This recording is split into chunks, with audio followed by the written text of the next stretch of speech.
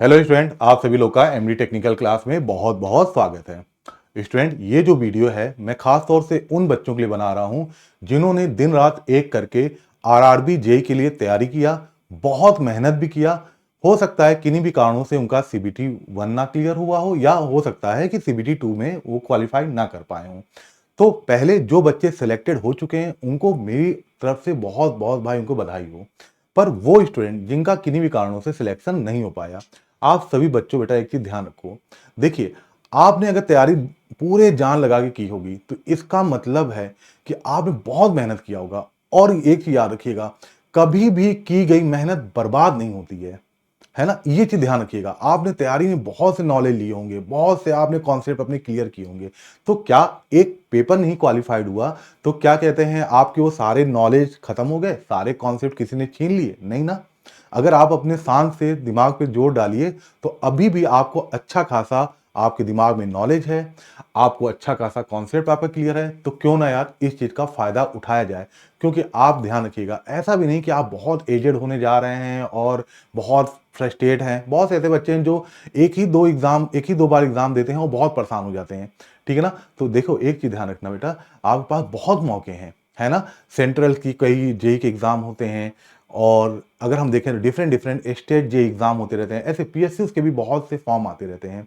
तो अगर आओ मैं थोड़ा सा बात करता हूं कि अगर आपने आरआरबी जी की तैयारी किया है तो क्या 2025 में आपके लिए कोई बढ़िया मौका है? क्योंकि याद रखिएगा बेटा, आपके पास नॉलेज और कॉन्सेप्ट अभी है। आप चाहो तो इसको और ज्यादा इंप्रूव कर सकते हैं। तो चलो बच्चों लोग जल्दी से हम लोग चलते हैं। तो देखिए, पहला पेज वही है, कहना चाह रहा है बेटा कि आप ये जो आपका आरआरबी जेई एग्जाम है वो तो बस एक एग्जाम ही तो है ना। लेकिन जो आपने मेहनत किया, जो आपने कॉन्सेप्ट, जितने नॉलेज आपने लिया, वो बहुत वैल्यूएबल है। अभी भी बहुत उनकी वैल्यू है आपके जीवन में। तो आप सभी लोग को पता होगा कि देखिए, आपके सामने प्रेजेंट टाइम में अगर हम बोलें कि सबसे बड़ी वैकेंसी कौन कौन सी है, तो एसएससी जेई 2025 आपके सामने है, आरआरबी जेई भी 2025 है जिसकी आपने अच्छे से तैयारी किया है। और जो बच्चे सिविल इंजीनियरिंग के हैं उनके पास यूपी ट्रिपल एससी जेई का भी क्या है भाई, आपके पास वैकेंसी पड़ी हुई है। ठीक है।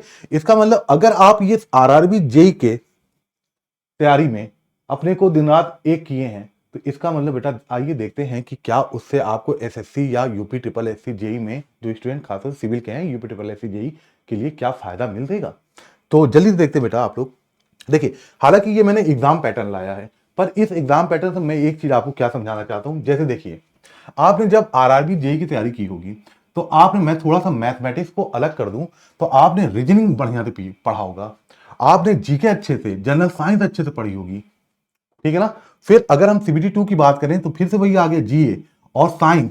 ठीक है, यानी कि आपका जीके, जीएस और साइंस, फिजिक्स, केमिस्ट्री काफी अच्छी तरह से आपने पढ़ाई किया।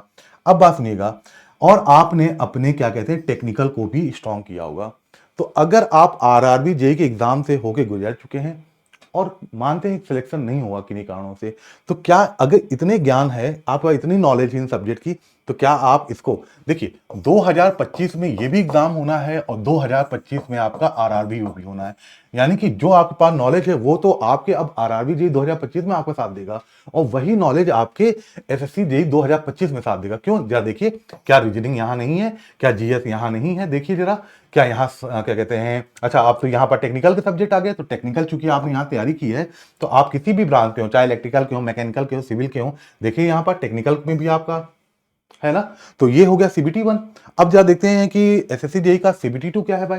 तो एसएससी जेई का सीबीटी 2 सिर्फ टेक्निकल होता है। तो अगर आपने आरआरबी जेई की तैयारी किया होगा तो थोड़ा बहुत किसी टॉपिक का वेटेज इधर उधर हो सकता है।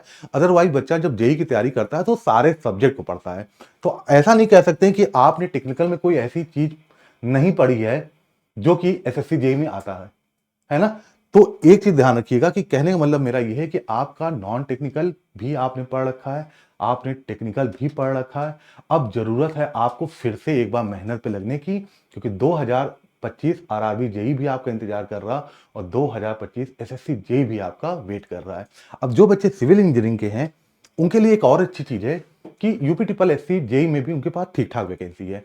तो अगर आप आरआरबी जेई एग्जाम की तैयारी किए होंगे तो रीजनिंग आपका अच्छा होगा, जीके आपका अच्छा होगा, कंप्यूटर भी आपका ठीक ठाक होगा, और जो आपकी ब्रांच है, इंजीनियरिंग की ब्रांच है, वो भी सब्जेक्ट आपके ठीक बढ़िया होंगे। बस आपको इंग्लिश और हिंदी एक अलग से एडिशनल सब्जेक्ट है, जिसपे आपको कमांड करना वो भी बहुत कठिन नहीं होता है। तो मोटा मोटा देखिए आप सारे बच्चे, तो मैं यही इस वीडियो का यही बनाने का मतलब था, क्योंकि जब हम लोग क्लास ले रहे हैं डेली, हमारे यहाँ 3 से क्लास स्टार्ट हो रही है, दोपहर 3 बजे से, जो कि शाम को 7:30-8 बजे तक चलती है। हर जीके जीएस रीजनिंग हो गया, इलेक्ट्रिकल हो गया, सिविल हो गया। बहुत से बच्चों का कमेंट आता है कि सर हमने पेपर दिया, हमारा नहीं हो पाया। उन सभी के लिए मैं कहता हूँ, पेपर, कोई भी पेपर बस एक एग्जाम है ना। उस एग्जाम के दौरान आपने जो भी अपने पास नॉलेज या कॉन्सेप्ट हासिल किया, वो आपसे कोई नहीं छीन सकता है। कोई भी दुनिया का पेपर बनाने वाला वो नॉलेज, वो कॉन्सेप्ट आपसे ले नहीं सकता है ना। आप जरूरत है आपको उसका इस्तेमाल करने का। फिर से मेरे प्यारे बच्चों, एक बार फिर से पूरा जी जान लगाइए और पूरा मेहनत करिए कि आप किसी ना किसी जेई के एग्जाम में सेलेक्ट हों। और यही मेरी शुभकामनाएं हैं। हमारी एमडी टेक्निकल क्लास की तरफ से भी आपको बहुत बहुत आगे के लिए शुभकामनाएं। ठीक है बच्चों, धन्यवाद।